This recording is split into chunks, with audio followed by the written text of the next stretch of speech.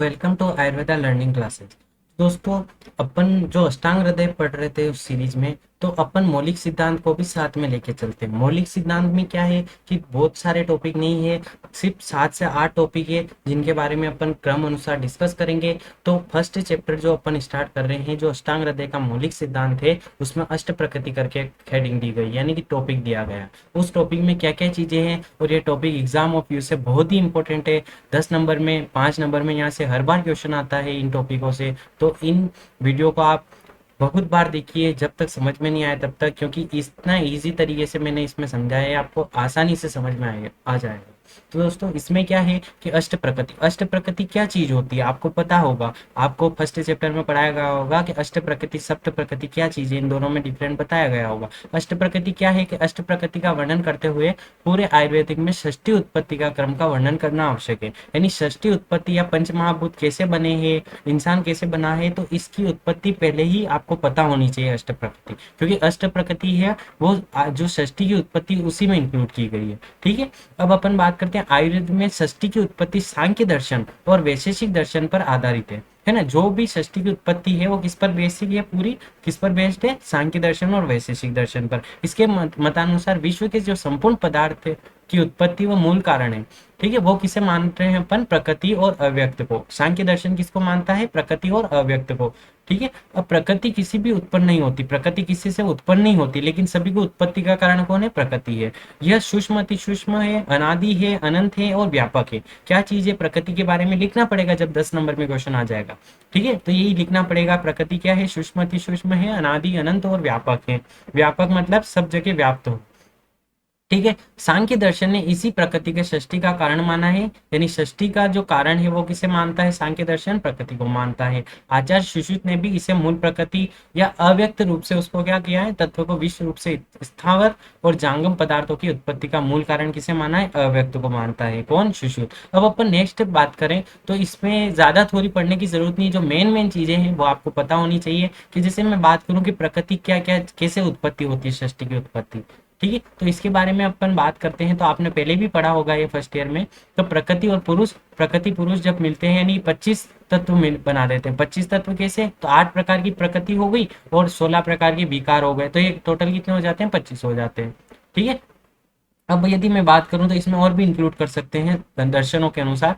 अब बात करते हैं अपन प्रकृति पुरुष, यानी प्रकृति पुरुष अव्यक्त भी मानता है। तो अव्यक्त किसकी उत्पत्ति हुई यहाँ पर, महत की। महत किसको बोलते हैं, बुद्धि को। बुद्धि से किसकी उत्पत्ति होती है, अहंकार। अहंकार से किसकी उत्पत्ति होती है, यहाँ पर 3 प्रकार का अहंकार हो गया, सात्विक, राजसिक और तामसिक। सात्विक राजसिक से क्या बना, एकादश इंद्रिया। और एकादश इंद्रिया कौन कौन सी होती है, 5 ज्ञानेन्द्रिया, 5 कर्मेंद्रिया और एक उभयात्मक मन होता है यहाँ पर। ठीक है, अब बात करते हैं राजसिक और तामसिक के मिक्स रूप से, यदि दोनों जो अहंकार है वो मिलकर क्या बनाते हैं, पंचतन मात्राएं।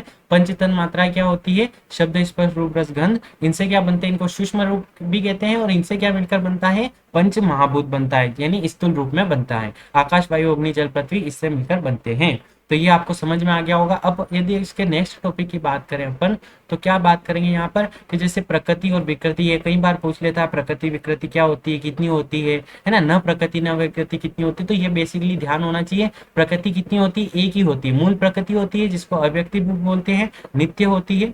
ठीक है, वो कितनी होती है, संख्या में 1 होती है। अब विकृति मतलब विकार कितने हो गए, 16 हो गए। अपन ने पढ़ के आए 16 विकार होते हैं, 5 ज्ञानेन्द्रिया, 5 कर्मेंद्रिया और 1 मन और 5 महाभूत। देखो, मैं बेसिकली इसमें ये समझाना चाह रहा था आपको कि इसको ऐसे याद रखना, जैसे प्रकृति पूछे तो आपको अव्यक्त, महत, अहंकार और पंचतन मात्रा, यहाँ से लगाकर जो पंचतन मात्राएं तक इधर राइट साइड में है, तो ये क्या होगी, प्रकृति हो गई। जब अपन 16 विकार की बात करते हैं तो यहाँ पर ये 11 एकादश तो क्या होगी, इंद्रिया हो गई।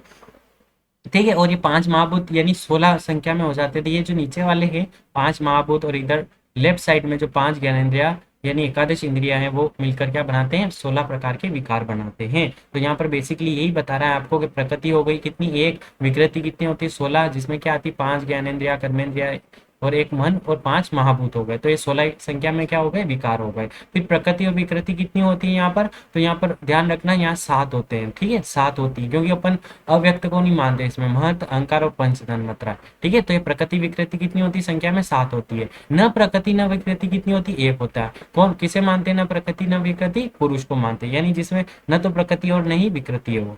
ठीक है, न विकार है। तो एक किसको मान रहा है, पुरुष को मानता है। अब यदि अपन बात करते हैं कि पुरुष निरूपण की बात करें तो सांख्य ने प्रकृति और पुरुष दोनों को ही अव्यक्त माना है। सांख्य दर्शन है ना, उसने क्या माना है, अव्यक्त माना है प्रकृति पुरुष को।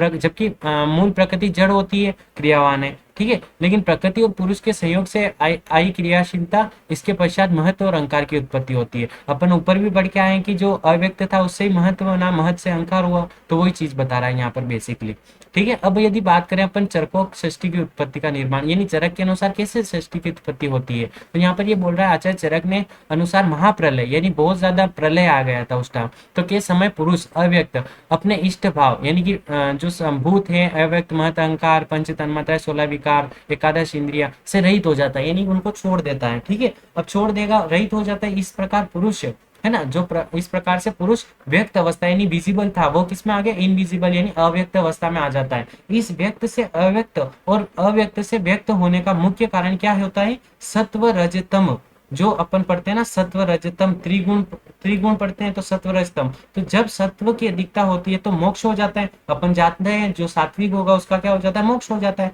वो बार बार जन्म नहीं लेगा। लेकिन जब रज और तम की अधिकता होती है तो बार बार उसको जन्म भी लेना पड़ता है, मरना पड़ता है, बार बार जन्म लेता है। तो मरना और जन्म लेने का क्रम कौन से दोषों पर आधारित है, या कौन से गुणों पर, रज और तम की अधिकता पर आधारित है, ठीक है। और व्यक्त और अव्यक्त भी आप समझ गए होंगे, व्यक्त मतलब कि वापिस उसको धरती पर जन्म लेना, अव्यक्त यानी मोक्ष हो जाना। तो अव्यक्त का कारण कौन हो गया, सत्व की अधिकता हुई, यानी महाप्रलय आया तो उसने सारे इंद्रिया 16 विकार सब कुछ छोड़ दिया और अव्यक्त हो गया। जबकि व्यक्त अवस्था में आना था तो उसका रज और तम में क्या इनबैलेंस हुई है ना, और रज तम की अधिकता होने पर वापिस क्या हो गया, वो जन्म ले लेता है, ठीक है। तो ये मृत्यु और जन्म का चक्कर चलता रहता है। चरक ने इंद्रियों को भौतिक माना है, ठीक है। अब देखो यहाँ पर अगली बात करें अपन, तो चरक के अनुसार देखो कैसे उत्पत्ति हुई षष्ठी की उत्पत्ति, तो चरक के अनुसार कैसे, थोड़ा सा इसमें डिफरेंट है। डिफरेंट ये सिर्फ इतना सा है कि अव्यक्त अव्यक्त माना उसने, अव्यक्त किसे मानता है, पुरुष युक्त को, ठीक है। सत्वर स्तंभ त्रिगुणात्मक युक्त होता है, बुद्धि भी क्या होती है, सत्वर स्तंभ होती है। फिर अहंकार आ जाता है, अहंकार में अपन ने 3 डिवाइड किए थे, लेकिन यहाँ पर उसने चरक ने ऐसा नहीं किया, उसने क्या डायरेक्ट इसकी उत्पत्ति करवा दी, सूक्ष्म पंच महाभूत की। शब्द स्पर्श रूप रस गंध होते हैं, ठीक है, पंच तन मात्राएं भी बोलते हैं इनको। फिर पंच महाभूतों की उत्पत्ति हुई, सूक्ष्म पंच महाभूतों से, शब्द स्पर्श रूप रस गंध से पंच महाभूत की उत्पत्ति हुई। पंच महाभूत किसे बोलते हैं, ये यहाँ पर थोड़ा शायद गलत हो चुका है। पंच महाभूत क्या है, आकाश वायु अग्नि जल पृथ्वी, ठीक है। स्थूल अवस्था में ये काट देना, यहाँ पर शब्द स्पर्श रूप रस नहीं है, यहाँ पर क्या है, आकाश वायु अग्नि जल पृथ्वी, ठीक है।